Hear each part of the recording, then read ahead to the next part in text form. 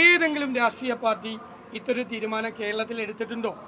ആദ്യമായിട്ടാണ് ഒരു രാഷ്ട്രീയ പാർട്ടി ഇത്രയും കാർക്കശ്യത്തോടു കൂടിയും ഇത്രയും നിശ്ചയദാർഢ്യത്തോടു കൂടിയും ഒരു തീരുമാനം എടുക്കുന്നത്. ഒരു റേപ്പ് കേസിലെ പ്രതി MLA ആയിട്ടിരിക്കുകയാണ് CPM. ഞാൻ പേരൊന്നും പറയില്ല ആരുടെ. CPM ഒരു നടപടി എടുത്തില്ല.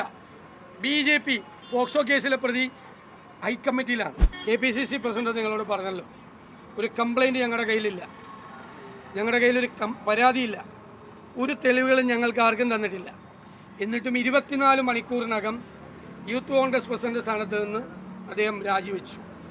അതിനുശേഷം പാർട്ടി ഗൗരവതരമായി ആ കാര്യം പരിശോധിച്ചു, മുഴുവൻ നേതാക്കളുമായി ആശയവിനിമയം നടത്തി.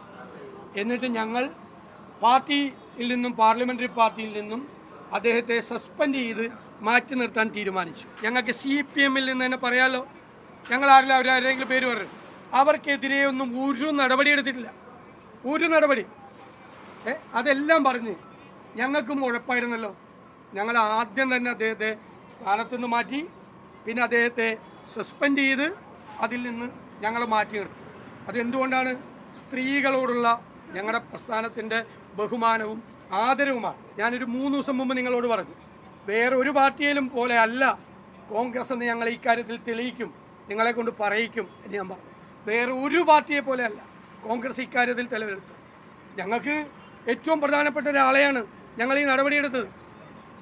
ഞങ്ങൾക്ക് ഏറ്റവും അടുപ്പമുള്ള, ഏറ്റവും ബന്ധമുള്ള, പാർട്ടിയുടെ മുൻനിരയിൽ നിൽക്കുന്ന ഒരാളെ രക്ഷപ്പെടുത്താൻ ഞങ്ങൾ ഒരു ശ്രമവും ഞങ്ങൾ നടത്താതെ, ഒരു പരാതിയും ഇല്ലാതെ സ്ത്രീയുടെ അഭിമാനം കാത്തുരക്ഷിക്കാനാണ് കോൺഗ്രസ് ഈ തീരുമാനമെടുത്തത്.